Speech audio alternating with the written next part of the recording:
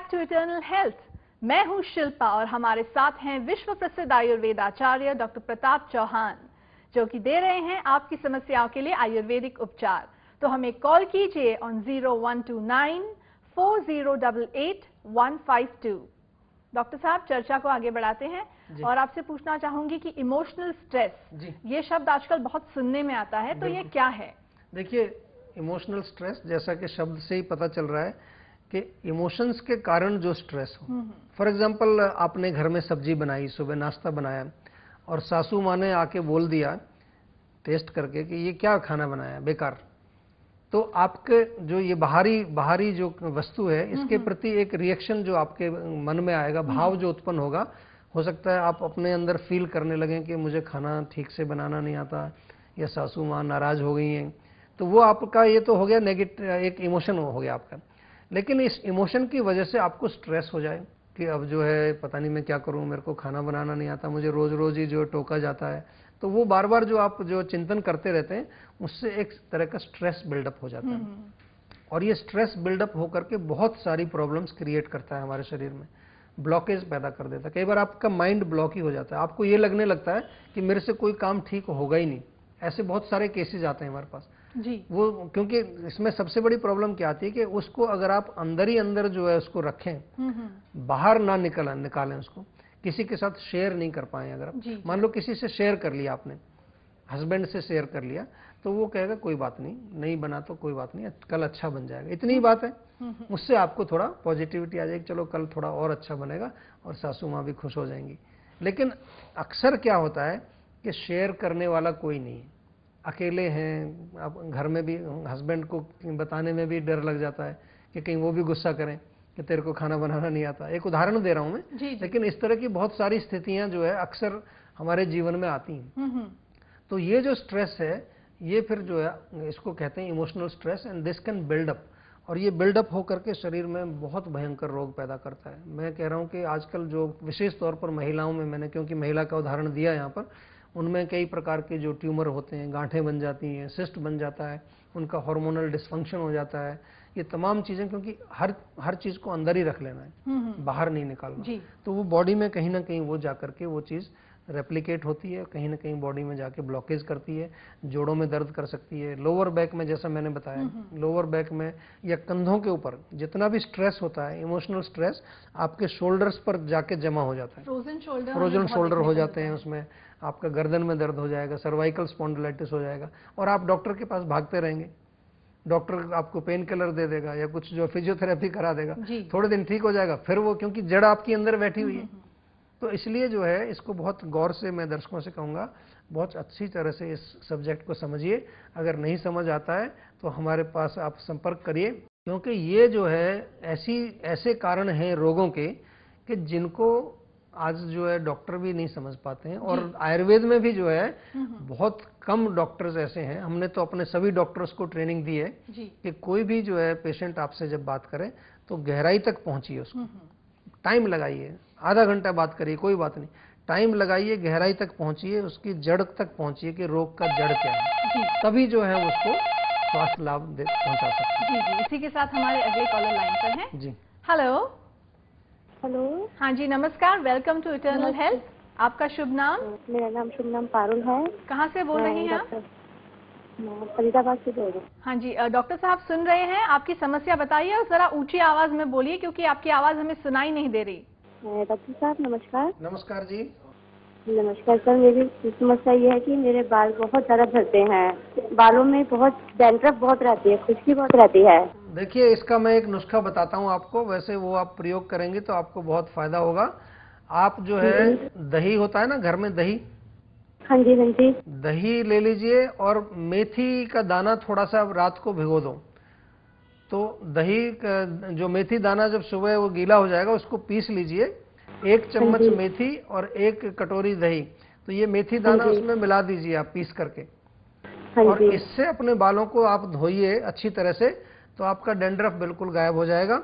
साथ में जो है, आप फरीदाबाद में रहते हैं, हमारे यहाँ से जीवा से जो है नीम का शैम्पू आप ले आइए। नीम वाला शैम्पू हमारा बहुत इफेक्टिव है डैंड्रफ के लिए।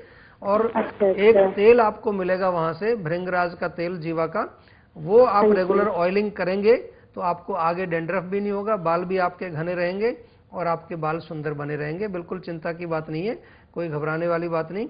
लेकिन अंदर जो है इंटरनल पे थोड़ा ध्यान दीजिए। चाय, कॉफी, मिर्ची, मसाले, अचार, खटाई, पित्त वाली चीजें मत खाइए ज्यादा। थोड़ा सा जो है उस पर ब्रेक लगाइए, क्योंकि पित्त ज्यादा बढ़ने से ये ज्यादा प्रॉब्लम होती है। ठीक है, अच्छा, थैंक यू डॉक्टर साहब, थैंक यू। आपका भी धन्यवाद हमारे कार्यक्रम में फोन करने के लिए। प्लीज इन नुस्खों को अपनाइए, डेफिनेटली आपको लाभ होगा। Good bye. Okay, thank you. तो डॉक्टर साहब, हम अपनी चर्चा को आगे बढ़ाते हैं और आपसे पूछना चाहूंगी कि इमोशंस और लॉन्जेविटी में क्या संबंध है? देखिए, इमोशंस और लॉन्जेविटी का बहुत गहरा संबंध है। दीर्घायु जो हमें चाहिए, और दीर्घायु के लिए हमें मन को जो है स्वस्थ रखना बहुत जरूरी है। बल्कि मैं कहूंगा कि मन से ही जो है आगे बात बनती है। कहते हैं ना, मन के हारे हार है, मन के जीते जीत। जी। तो ये मन की बात कर रहे हैं आज, इमोशंस की बात कर रहे हैं। तो मन अगर आपका हार गया, मन में आपने अगर, चाहे बीमारी की कंडीशन है, चाहे आपकी कोई फाइनेंशियल कंडीशन है, चाहे किसी तरह की कंडीशन है, तो वो आपको फिर आपकी आयु भी कम हो जाती है। ऐसा जो है रिसर्च में भी, कई रिसर्च आजकल इस तरह की बहुत सारी स्टडीज चल रही हैं पूरे वर्ल्ड में, जहां पर ये देखा गया है कि जो लोग नेगेटिविटी में रहते हैं, नेगेटिव सोच जिनकी होती है, नेगेटिव इमोशंस जिनमें ज़्यादा जो हैवी रहते हैं, हावी जो ज़्यादा भारी रहते हैं, तो उन लोगों की जो आयु कम हो जाती है। कम क्यों होती है? अगेन, अगर फिजिकल लेवल पर देखें हम, तो इम्यूनिटी हमारी जो है वीक हो जाती है, हमारे बॉडी के अनेक प्रकार के जो सिस्टम्स हैं उनमें कमी आ जाती है, बीमारियां आ जाती हैं। और इमोशंस अगर हमारे पॉजिटिव रहेंगे, सकारात्मक भाव अगर हमारे मन में रहेगा, होप रहेगी, उम्मीद रहेगी, उत्साह रहेगा, जॉय रहेगा, हैप्पीनेस रहेगा, लव रहेगा, हमारे जीवन में प्यार रहेगा, तो ये भी जो है हमारे बॉडी की बीमारियों को दूर करते हैं, हीलिंग हो जाती है और लंबे समय तक हम जो है जीवित रहते हैं। जी जी, इसी के साथ हमारे अगले कॉलर लाइन पर हैं, तो देखते हैं उनकी क्या समस्या है। जी, हेलो। हेलो, नमस्कार जी, वेलकम टू इटर्नल हेल्थ। आपका शुभ नाम?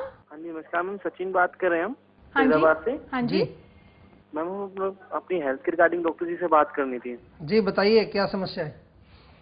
सर, हमें समस्या ये है कि जब हम खाना खाते हैं जी, तो खाना खाने के तुरंत बाद 5 या 10 मिनट बाद हमें कुछ गैस की शिकायत होती है।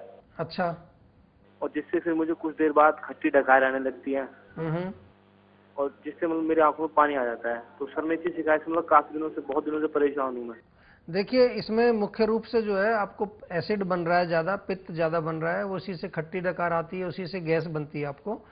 तो एक तो अपने भोजन में पित्त वाली चीज़ें ना खाएं आप।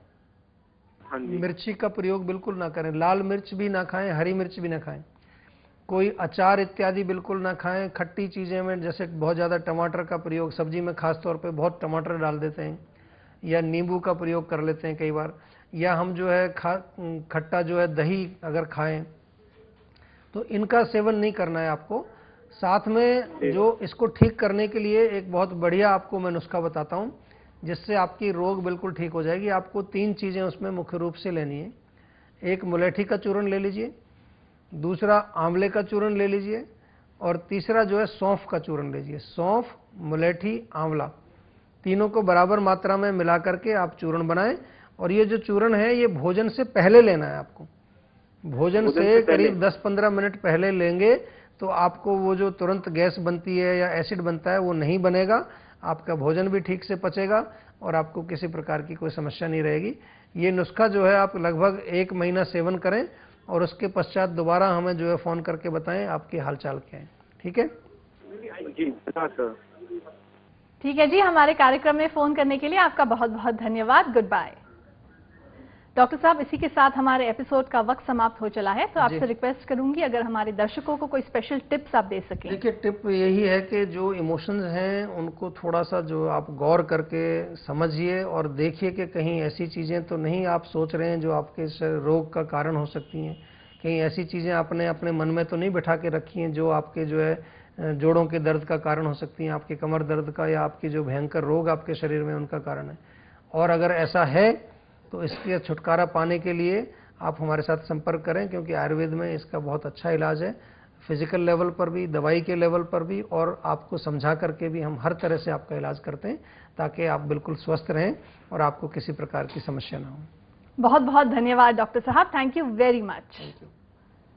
सो फ्रेंड्स, एपिसोड समाप्त होने के बाद भी आप लोग हमें कांटेक्ट कर सकते हैं। नोट कर लीजिए हमारा पता, जीवा आयुर्वेद, जीवा मार्ग, sector 21B, Faridabad, Haryana, pin 121001, India. हमारा ईमेल आईडी है info@jiva.com। हमारी वेबसाइट है www.jiva.com। हमारा फोन नंबर है 01294088-152।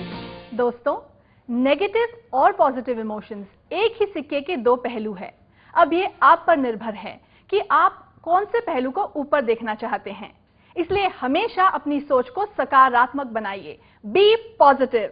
इसी संदेश के साथ मैं शिल्पा आपसे लेना चाहूंगी विदा। गुड बाय, नमस्कार, टेक केयर। हमें आपकी फिक्र है।